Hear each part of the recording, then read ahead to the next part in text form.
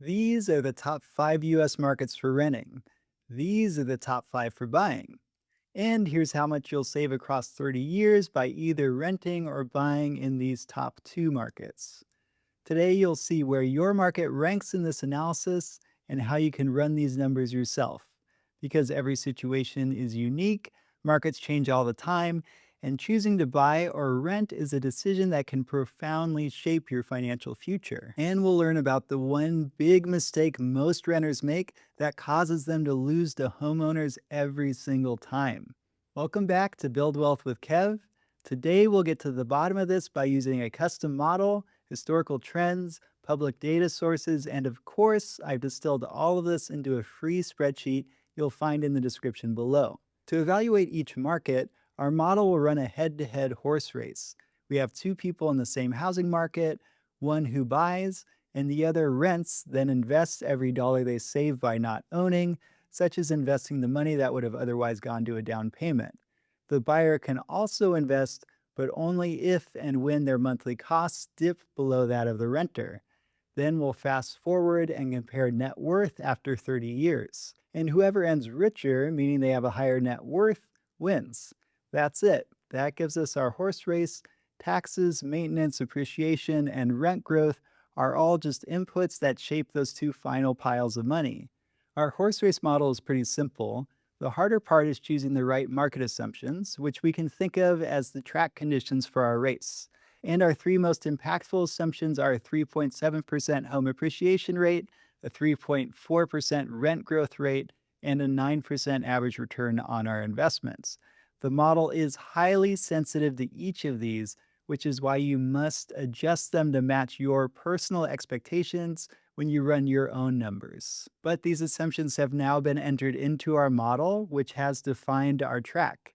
Now we need to find a couple of horses to race on this track, and we'll pull those out of our Zillow home and rent data over here.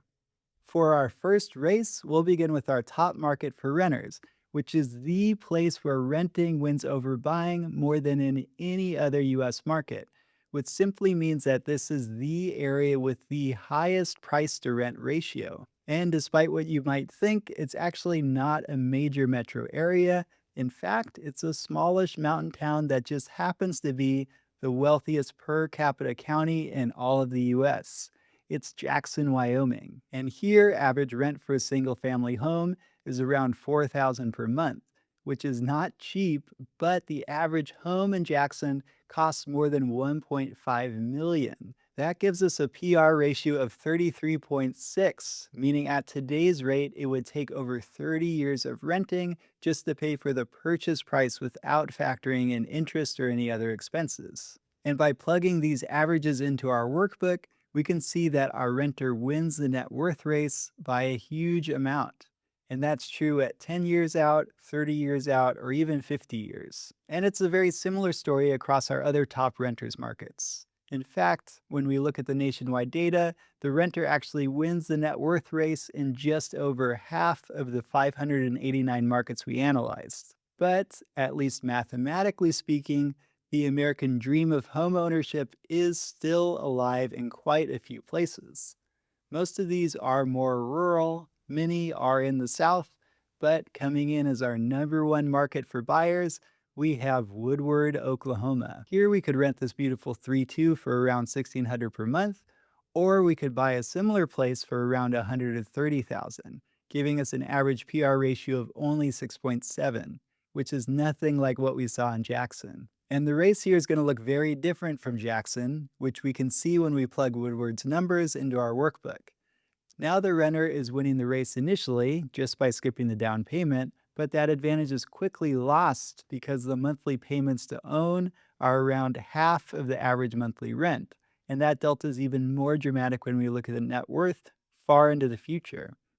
In part, this is because the owner is insulated from rising rents. So in Woodward, if you have the means and the credit, it's almost a no-brainer to buy a home. And it's the same story in our other top markets for buyers. Now let's look at a renter's market that's more in the middle of the pack. Denver, Colorado has a price to rent ratio of 16.5. But even then, after 30 years, renting would nearly double our net worth over buying. But all of that changes if we adjust one huge but often ignored variable. It's called investor efficiency. And this simply measures how much of your extra cash actually makes it into your investment portfolio rather than it sitting in a checking account or being eaten up by lifestyle creep. If we drop that efficiency down to 50%, then the result in Denver completely flips. Now, the homeowner who's contractually committed to make a mortgage payment every month until their home is paid off wins at year 30. And this lack of saving and disciplined investing is the mistake most renters make, which is a shame because in 2026, as we can see here, most renters are positioned to win the race in most markets.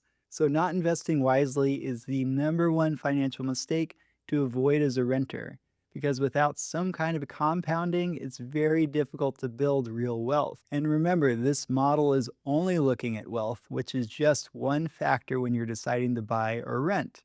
For example, I know this math inside and out, so I do rent my primary residence, which is in a high PR area, but I do still own property in a market that has a fairly high PR because sometimes a home diversifies your portfolio, it can unlock creative financing, or it simply provides a sense of stability. And why not bet on multiple horses? But don't take my word for it. Grab your free workbook in the description below to see where your area ranks, then tweak the assumptions and run the numbers for yourself. I'm Kev. I'll see you next time.